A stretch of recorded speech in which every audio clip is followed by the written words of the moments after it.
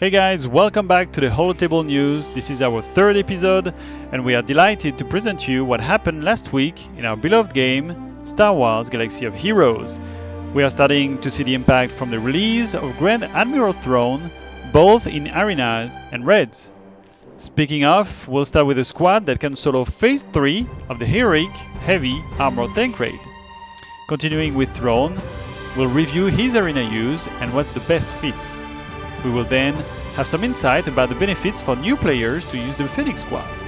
Then we'll talk about the result of our survey about Thrawn. Then we'll wrap up the week by showing some numbers on how to break the Galactic Wars, speed secondaries, and more. To finally close this edition with the weather forecast. This is your host, French Gamer Abroad. Let's start episode 3 of the HoloTable news.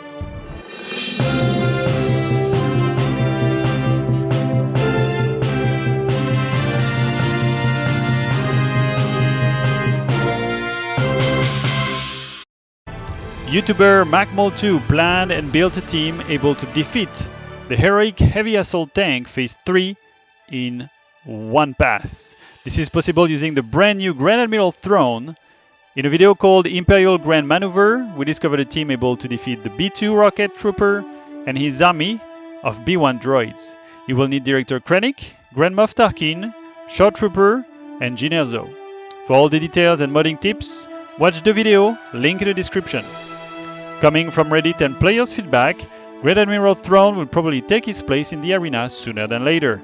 As you can see in this illustration, he can be used in a hybrid squad, a jack-of-all-trades option, best served with at least one Imperial toon beside him.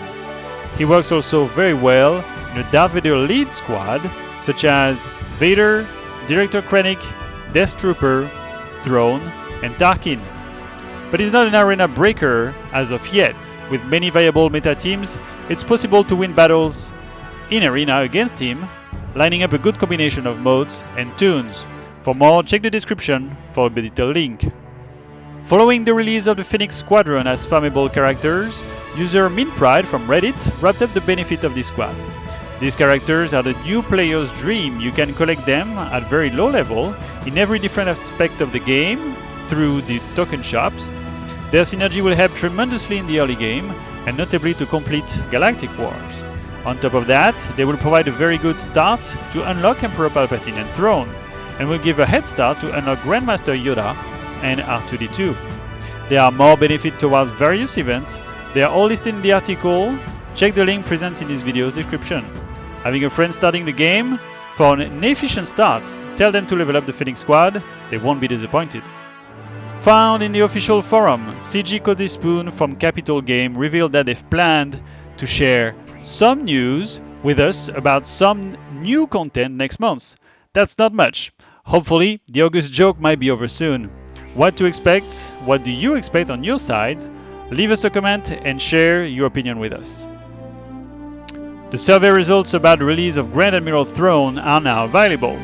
Published a few days ago on Reddit, we learned that most of you have unlocked Thrawn and only a third skipped this event. Half of the surveyed players will have him unlocked at 5-star. As for the general opinion, he's considered an interesting character, but for most of you, he's not a must-have. A quarter were not interested in leveling up the Phoenix Squadron, therefore missing on Mr. Blue, probably being focused on their red squad.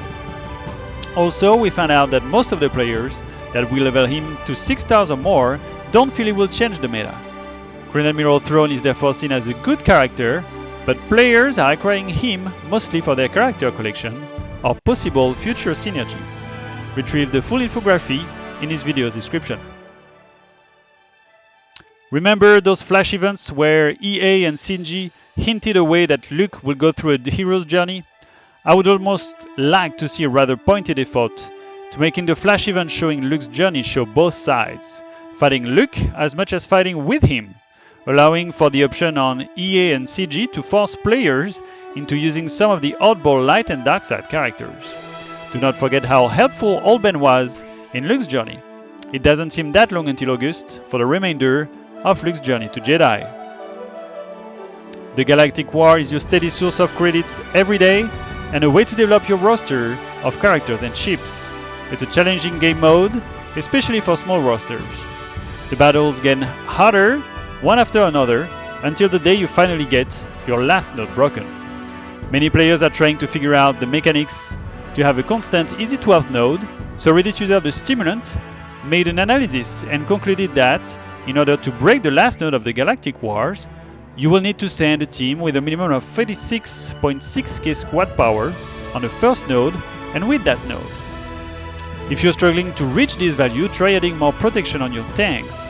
Health points and offense on modes seems to be the modes that are giving the best power bonuses. Last week, a blog article on crouchingranker.com revealed some numbers behind speed secondaries. Based on a sample of data collected, we discovered that the very fast modes are really rare. With a speed above 10, it's already a rare mod. At 20 speed and above, it's a gem. The best mode found, providing a nifty 28 speed bonus. In theory, the fastest speed secondary could be a plus 30, but this rare piece has not appeared yet on SWGOH.gg. Remember, if you have an arrow with plus 30 speed, that's a primary, not a secondary. This week on Camino, it's a tsunami time! Again! Bring your best surfboard and challenge the waves. Don't forget to leave a DNA sample. You might need a clone. This is the end of episode 3. Thank you for watching.